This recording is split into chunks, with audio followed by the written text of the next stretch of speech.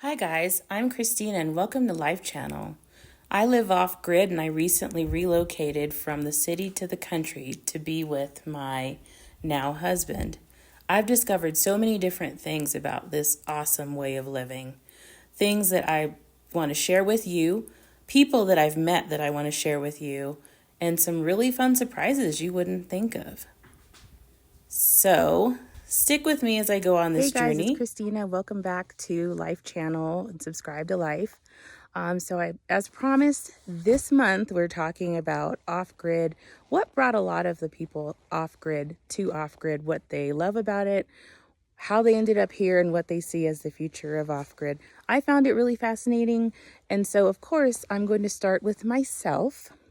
So you're going to see an interview of myself, and then you're also going to see an interview of my husband and some people from our local water, our local water, where we pick up our water station, people that volunteer there, and you'll see some from our neighbors.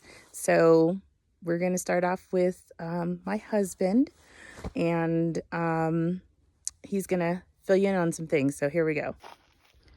Okay, sir, state your name, please. So my name is John. I'm married to lovely Kristina.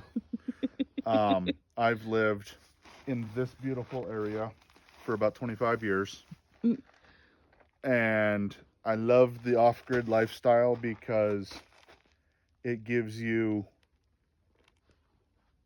the luxury of having the room to do the things that you want.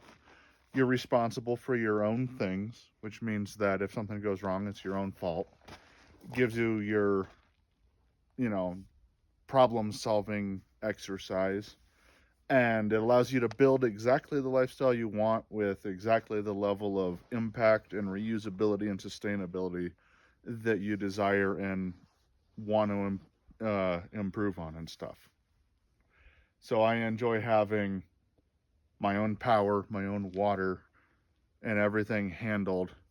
And as a result, I rarely have to deal with problems that people in the city do.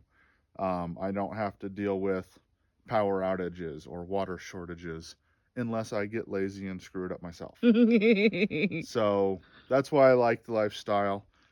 We have various tools. I'm sure you will see more in the future to ensure that we can maintain our power and our water and our driveways and take care of our animals. We've got our own equipment for maintaining our roads and doing our plumbing and doing our power. And I have that skill set, and it's interesting to me, but it's also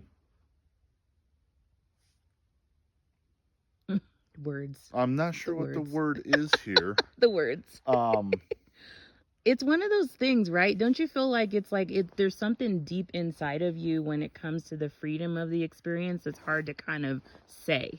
Yeah, it's free. It's freeing. Yes. It's very freeing. There's a lot of responsibility, True. You run out of power in the middle of the night, you got to get up and fix it.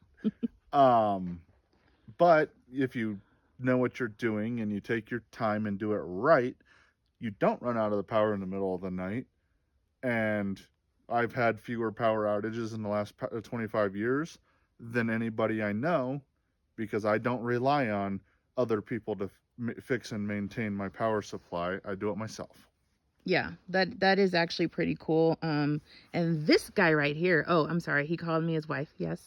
Finger. Anyway, this guy right here is really good. He'll be very modest, but he's really good at kind of a jack of all trades. He can do a lot of really cool things.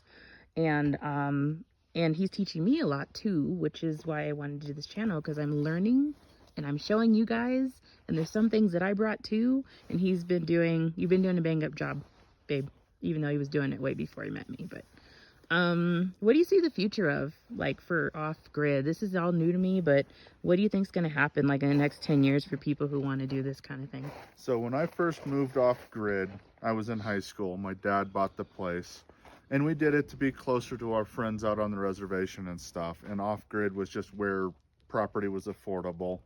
And we learned a lot. Mistakes were made. Prices were paid. 25 years later, I'm one of the regional experts on the subject. And I get brought in to do work for neighbors who need help with it, and I like doing that. And it's taught me a lot of things. Solar energy has become That was the neighbor, by the way, with the so truck. much cheaper to do and to institute over the last 25 years, largely because of the number of people living off grid, but also because of just the widespread adoption of solar. And Yeah. as a result, it's become a lot more feasible to live off grid.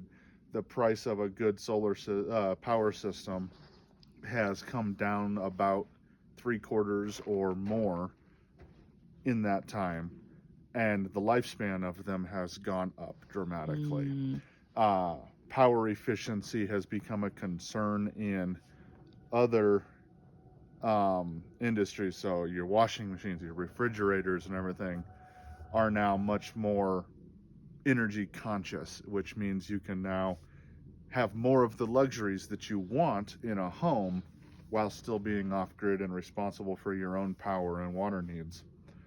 And including now Starlink has allowed us to work from home off grid in the long term, which frees us to expand our off grid experience into a full lifestyle. AJ, you're gonna have to cut that, but AJ, you stay over here, bud. oh no, we can definitely work with the dog running off script. He's allowed to, I guess. That's the whole freedom lifestyle.